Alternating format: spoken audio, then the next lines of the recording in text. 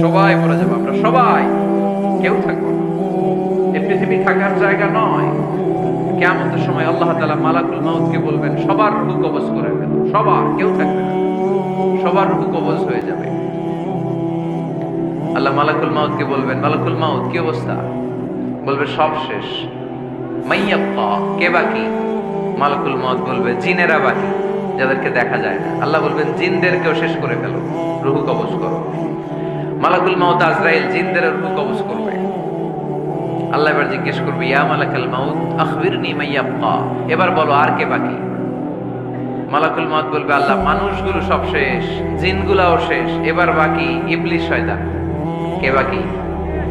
ইবলিসরেও শেষ করো, ইবলিসও শেষ।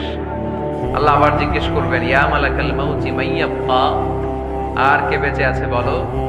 মালাকুল মাউত বলবে, আল্লাহ আপনার কথা অনুযায়ী পৃথিবীর সব মানুষের রূহ কবজ করলাম, সব জিনদের রূহ কবজ করলাম, ইবলিসের রূহ কবজ করলাম, এখন আছে শুধু ফেরেশতারা। আছে কারা? যাও ফেরেশতাদের রূহ কবজ করো, ফেরেশতাদের রূহ কবজ হয়ে যাবে। এবার আল্লাহ জিজ্ঞেস করবেন, ইয়া মালাকুল মাউত আখবিরনি মাইয়াব্বা।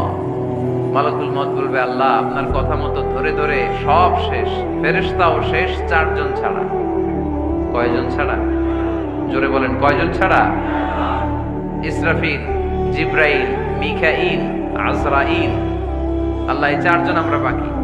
আল্লাহ বলবে, যাও ইযহাব ইনতালিক ইলা জিবরিল ওয়াকবাদ রূহা, জিব্রাইলের রূহ কবজ করো। ইযহাব ইলা ইসরাফিল ওয়াকবাদ রূহা, ইসরাফিলের রূহ কবজ করো। ইযহাব ইলা মিকাইল ওয়াকবাদ রূহা, রূহ কবজ করো। ওই তিন ফেরেশতাও শেষ। এবার আল্লাহ তাআলা জিজ্ঞেস করবেন, ইয়া মালাকাল মাউত আখবিরনি মাইয়াব্বা, হে মালাকুল মাউত আর কে বাকি আছে বলো? মালাকুল মাউত বলবে, আল্লাহ আপনার কথা মতো মানুষগুলো শেষ, জিনগুলো শেষ, ইবলিস শেষ, আমার বাকি তিন ভাই ইসরাফিল, মিকাইল, জিব্রাইলও শেষ, শুধু আমি, শুধু আমি।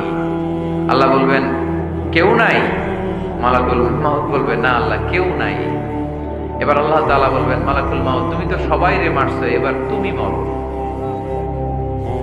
এবার তুমি মরো, তুমি মরো। শোনার সাথে সাথে মালাকুল মাউতের কাঁপুনি ছুটে যাবে, খিঁচুনি এসে যাবে ভয়ে। আল্লাহ বলবেন, কাঁপুনি দিয়ে তো লাভ নাই, কারণ কুল্লু নাফসিন যায়িকাতুল। রব্বুল আলামিন বলবেন, মালাকুল মাউত কেঁদো না, এটাই দুনিয়ার বিধান, আমি আল্লাহর দেয়া বিধান, এটাই, জন্মালেই মরতে হয়। যাও, জান্নাত জাহান্নামের মাঝখানে একটা জায়গা আছে, জায়গাটার নাম হলো আরাফ। এই আরাফের মধ্যখানে যে দাঁড়াও, ওখানে যে মালাকুল মাউত কাঁপতে থাকবে।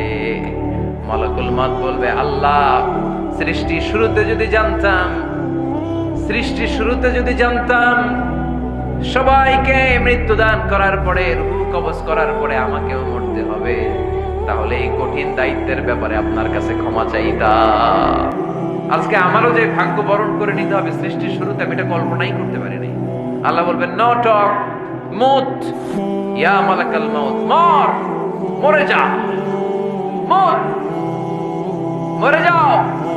বলার সাথে সাথে মালাকুল মাউত এক বিকট চিৎকার হাঁকিয়ে মরে যাবে। মালাকুল মাউতের চিৎকারটা সেদিন এত ভয়ঙ্কর হবে, বিষ্ণু ইসা ইসলাম বলেন, ওই চিৎকারের আওয়াজ যদি পৃথিবীর মানুষেরা কান দিয়ে শুনতে পেত, তাহলে কিয়ামত সংঘটিত হওয়ার জন্য আলাদা করে ইসরাফিলের সিঙ্গার প্রয়োজন হতো না। ওই চিৎকারের আওয়াজে প্রতিটা মানুষ কানের পর্দা ফেটে ওই জায়গায় লাশ হয়ে পড়ে যেত। এবার ডানে বায়ে সামনে পেছনে উপরে নিচে কেউ নাই, একজন ছাড়া, জোরে বলতে হবে তিনি কে? আল্লাহ তখন পৃথিবীকে একটা ডাক দিবেন, বলবেন, ইয়া দুনিয়া আইনা আনহারুকি, এই পৃথিবী তোর নদীগুলো কোথায়?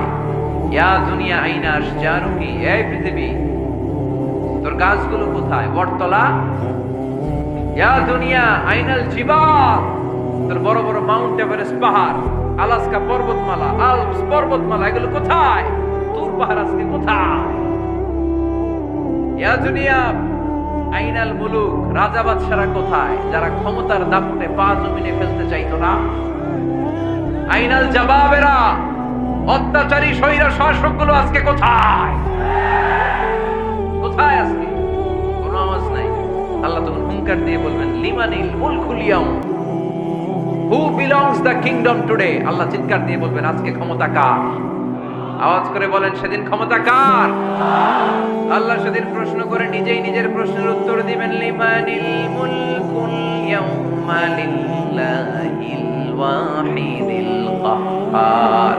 সেদিন ক্ষমতা দুনিয়ার কোনো রাজার নাই, কোনো বাদশার নাই, কোনো স্বৈর শাসকের নাই, কোনো সুলতানের নাই, কারো নাই। সেদিন ক্ষমতা চলবে একজনের, তিনি কে?